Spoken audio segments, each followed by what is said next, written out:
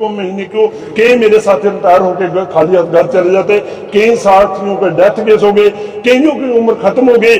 हम तकरीबन वेंटिलेटर पे वो लोग हमारे लोग हैं जिनके 2 साल 1 साल रह गया है। मगर प्रशासन और सरकारें सिर्फ मूर्ख दर्शक बने हुए देख रही हैं, हमारे साथ इंसाफ नहीं कर रही है। इसलिए ये लड़ाई के लिए हम लोग तैयार हुए। एक बार मेन डिमांड हमारी है SR 64 के था रेगुलेशन पास समय जो है हमारे साथ बातचीत करने के लिए PHE डेली वेजेस जो है वो मौजूद है। सर क्या 10 सितंबर को क्या करने जा रहे हैं? मैम सबसे पहले तो आपके चैनल का बहुत बहुत धन्यवाद। 10 सितंबर को फिर एक बड़ा कार्यक्रम जो है वो जम्मू में होगा, जिसमें हमारे 10 के 10 डिस्ट्रिक्ट पार्टिसिपेट करेंगे और बाकी हमने करना क्या है ये उसी दिन डिसाइड होगा।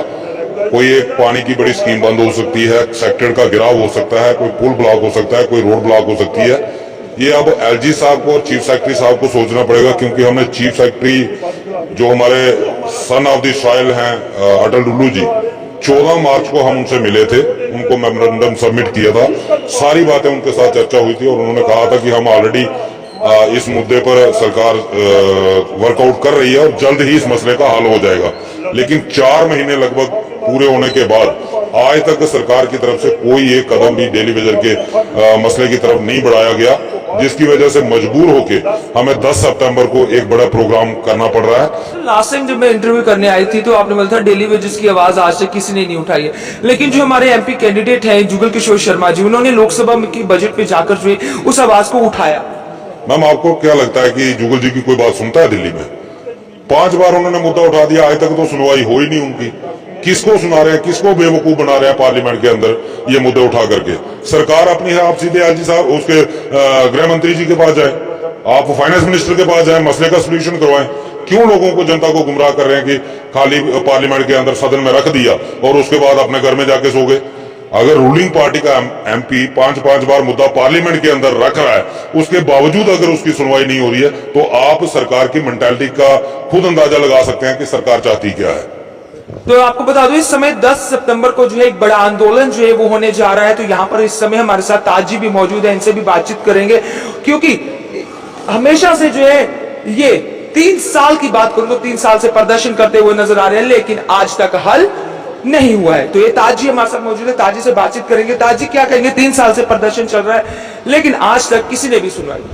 देखिए मैडम, बात यह है कि प्रदर्शन की आपको हमें प्रदर्शन कर 2 साल 2 महीने करीब हो गए और इन 2 साल 2 महीनों में एक जो हमारी अचीवमेंट कह सकते हैं कि सरकार को हमने प्रेशर किया। जो हमें साल की वेतन या वेजेस 4 या 6 मिलती थी वो पूरी लगातार 12 मिल रही है।